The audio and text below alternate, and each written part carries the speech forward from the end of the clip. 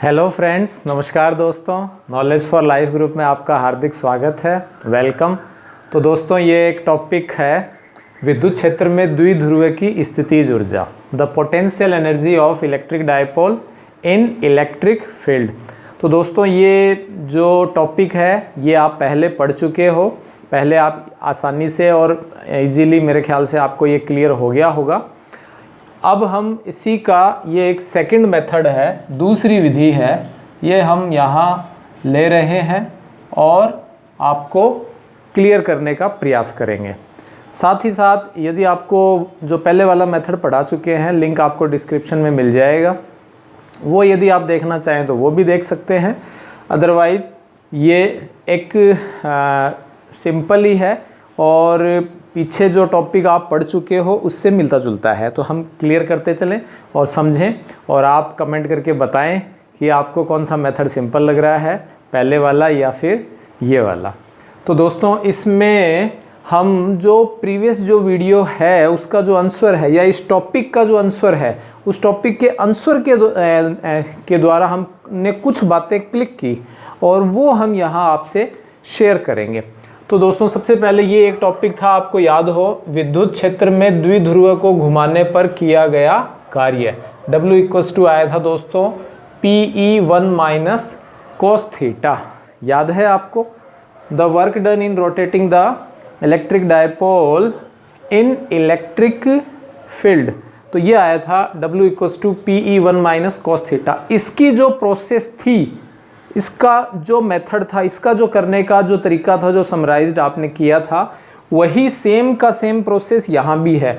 यहाँ दोस्तों आपने लिया था थीटा इक्वल्स टू 0 डिग्री से, क्योंकि एक इक्विलिब्रियम स्टेट थी, वहाँ आपके जो फोर्स था वो फोर्स कैंसिल हो जाता है सेम और इक्वल होने के कारण और अपोजिट साइड होने के कारण, ठीक है। यहाँ हम दोस्तों ये ले रहे हैं कि जो साम्यावस्था है थीटा इक्वल्स टू 90 डिग्री से शुरू करें। 90 डिग्री, यदि आपको ध्यान हो तो इस टॉपिक का जो आंसर आया था u equals to minus PE cos theta आया था। क्या आया था दोस्तों? u equals to minus PE cos theta. अभी प्रूव कर लेंगे। और थीटा इक्वल्स टू जब हम 90 लेते हैं तो u इक्वल्स टू क्या आ जाएगा दोस्तों? 0 आ जाएगा। यानी एनर्जी जो है यहाँ थीटा इक्वल्स टू 90 पर 0 है। और उसके अलावा यदि आप किधर भी, यानी थीटा एंगल जब हम इसको रोटेट करते हैं तो जो एनर्जी कुछ ना कुछ आती है, मिनिमम भी आ सकती है और मैक्सिमम भी आती है। लेकिन थीटा इक्वल्स टू 90 यानी कि एक इक्विलिब्रियम स्टेट हम ले लेते हैं, वहाँ एनर्जी 0 है। तो वहीं से ये हम यहाँ शुरू करते हैं और साथ साथ करते हैं। तो दोस्तों, यही इसका डेफिनेशन बना ली है कि हमने द्विध्रुव को विद्युत क्षेत्र में यूँ इस तरह से, दोस्तों ये एक क्या है? विद्युत क्षेत्र है, ठीक है, समरूप विद्युत क्षेत्र है।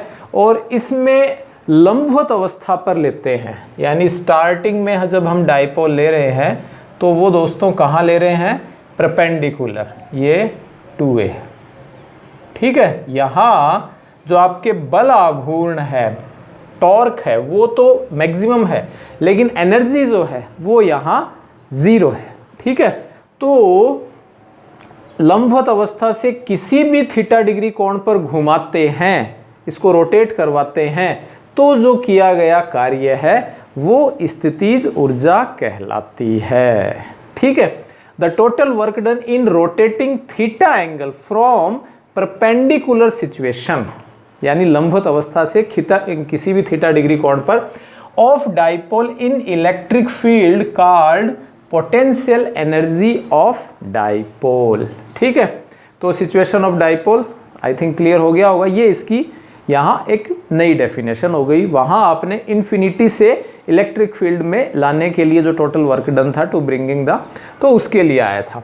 तो दोस्तों, यहाँ हम इस इलेक्ट्रिक डायपोल को अल्प कोण डेल्टा थीटा से सबसे पहले घुमाते हैं, तो टॉर्क तो है यहाँ, और इसके विरुद्ध हम सबसे पहले कार्य कर लेते हैं। तो क्योंकि इसके विरुद्ध ही करें, अगर इसके अनुदिश करते हैं तो ये ऑटोमेटिक घूमकर अपने जो मिनिमम स्टेज है वहां आने का प्रयास करेगा। तो in rotating the electric dipole by an infinitesimal angle या इनफाइनाइटेसिमल एंगुलर एंगल या infinitesimal angular displacement delta theta work done against torque P E. तो दोस्तों ये हो जाएगा डेल डब्ल्यू। डेल डब्ल्यू क्या हो जाएगा दोस्तों? बल युग्म, ठीक है। तो ये हो जाएगा दोस्तों आपके, क्या हो जाएगा? बल युग्म का आघूर्ण, बल युग्म का आघूर्ण, और इनटू में आ जाएगा दोस्तों कोणीय विस्थापन, एंगुलर डिस्प्लेसमेंट। तो इसको हम कह देते हैं दोस्तों मोमेंट ऑफ कपल, ठीक है, कपल, और एंगुलर डिस्प्लेसमेंट, एंगुलर डिस्प्लेसमेंट, ठीक है। तो बल युग्म का आघूर्ण टॉ होता है, और ये हो जाएगा टॉ इंटू डिस्प्लेसमेंट हो गया दोस्तों डेल थीटा, और टॉ हो गया P E sine theta into del theta. ये इक्वेशन 1 हो गया। क्लियर?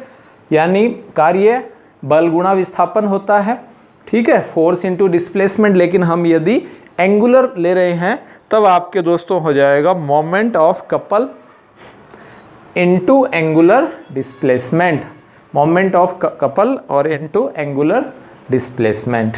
क्लियर? अब द्विध्रुव को इसकी साम्य अवस्था यानी एनर्जी जहाँ 0 है, तो उससे हम नई अवस्था theta equals to theta angle घुमाने के लिए किया गया कार्य।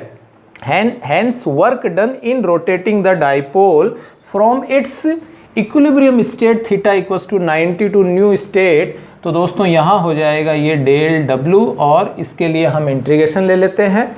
और ये दोस्तों सबसे पहले है 90 डिग्री, और फिर ये है थीटा 0, और ये एक सिंपल सा इंटीग्रेशन इनटू डेल थीटा।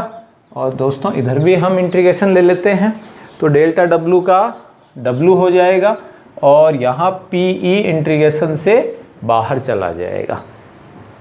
यही मेथड है दोस्तों सेम। अगर आपको ये टॉपिक याद है P E 1 minus cos theta वाला जो प्रोसेस याद है, तो ये टॉपिक भी करने में आपको कतई बिल्कुल भी जोर नहीं आएगा, ठीक है। तो दोस्तों अभी लिमिट हम एज इट इज़ ही रख लेते हैं, और ये थीटा नॉट, ठीक है, कन्फ्यूज़न न पालें, और ये इस तरह से, और पी को बाहर ले लिया, sign theta into D theta, या डेल थीटा को हम डी थीटा ले लेते हैं जब हम इसका समाकलन, डी थीटा या डेल थीटा ही रहने दीजिए चाहे आप। तो दोस्तों ये आ जाएगा P E minus cos theta, ठीक है, साइन का इंटीग्रेशन माइनस कॉस और डिफरेंशिएशन प्लस कॉस थीटा होता है, जानते हैं, ठीक है। अवकलन कॉस थीटा और समाकलन माइनस कॉस थीटा होता है। तो दोस्तों यहाँ लिमिट है, तो लिमिट 90 डिग्री से थीटा 0, तो W इक्वल्स टू आ गया पी ई, पहले अपर लिमिट, तो माइनस कॉस 0 और माइनस कॉस 90। तो दोस्तों कॉस 90 आपके 0 होता है, तो W इक्वल्स टू ये वाला तो 0 हो गया, क्यों? तो दोस्तों ये आ गया answer P E cos theta not, और यही किया गया कार्य आपके कौन सी ऊर्जा है? स्थितिज ऊर्जा है, पोटेंशियल एनर्जी है, और यही potential energy U equals to minus P E cos theta nought या minus P E cos theta हो जाता है। क्लियर? सिंपल सा है, कुछ भी आपको प्रॉब्लम नहीं हुई। अब इसमें दोस्तों थोड़ा शॉर्ट में लिख देता हूँ मैं, theta nought equals to 0, then cos theta nought cos 0 equals to 1, तो U equals to minus P E आ जाता है, जो कि मिनिमम, और ये दोस्तों कौन सी है? स्थायी संतुलन की अवस्था है, ठीक है, ये स्थायी संतुलन है, इक्विलिब्रियम आपके पोजीशन है, स्थायी संतुलन है। और इसका मतलब क्या है? इसमें यह है दोस्तों, इसको हम वेक्टर फॉर्म में ले लें, तो u equals to minus P vector dot E vector, ये आपके दोस्तों सदिश रूप में हो जाता है, वेक्टर फॉर्म में है। तो दोस्तों यहाँ जो एंगल बन रहा है वो डाइपोल मोमेंट यानी P और इलेक्ट्रिक फील्ड के इन बिटवीन है, यानी द्विध्रुव आघूर्ण और विद्युत क्षेत्र। जब द्विध्रुव आघूर्ण और विद्युत क्षेत्र दोनों एक दूसरे के अनुदिश हो या दोनों के बीच में एंगल 0 हो, तब ये वाली सिचुएशन हो गई। और थीटा 90 तो कोस 90 0, तो u इक्वल्स टू 0। यहीं से ही दोस्तों ये सब शुरू किया है, ये सारी प्रोसेस यहीं इसी आंसर को ही काम में लेके हमने बनाया है, ठीक है। और थर्ड हम ले लेते हैं दोस्तों थीटा इक्वल्स टू 180, तो कोस 180 इक्वल्स टू -1, तो दोस्तों माइनस माइनस प्लस हो जाएगा। तो दोस्तों ये एनर्जी यहाँ सबसे ज़्यादा आपको ज़रूरत पड़ेगी, और ये एक अनस्टेबल सिचुएशन है, ठीक है। ये एक दोस्तों अस्थायी संतुलन की अवस्था हम ले लेते हैं। क्लियर दोस्तों? तो ये वाली जो सिचुएशन है ये आपके अस्थायी संतुलन हो जाता है, अनस्टेबल इक्विलिब्रियम हो जाता है। तो आई होप ये आपको वीडियो पसंद आ गया होगा। कमेंट करके बताएं कि ये वाला जो मेथड है, जो सेकंड मेथड है, ये वाला सिंपल है या फर्स्ट मेथड जो आपको करवाया था वो वाला सिंपल है। और यदि पहली बार आए तो सब्सक्राइब करें, ठीक है, लाइक करें, तो अच्छा लगेगा कि आप भी देखें कि ये जो सेकंड मेथड है ये ज़्यादा बढ़िया है क्या। Thanks for watching.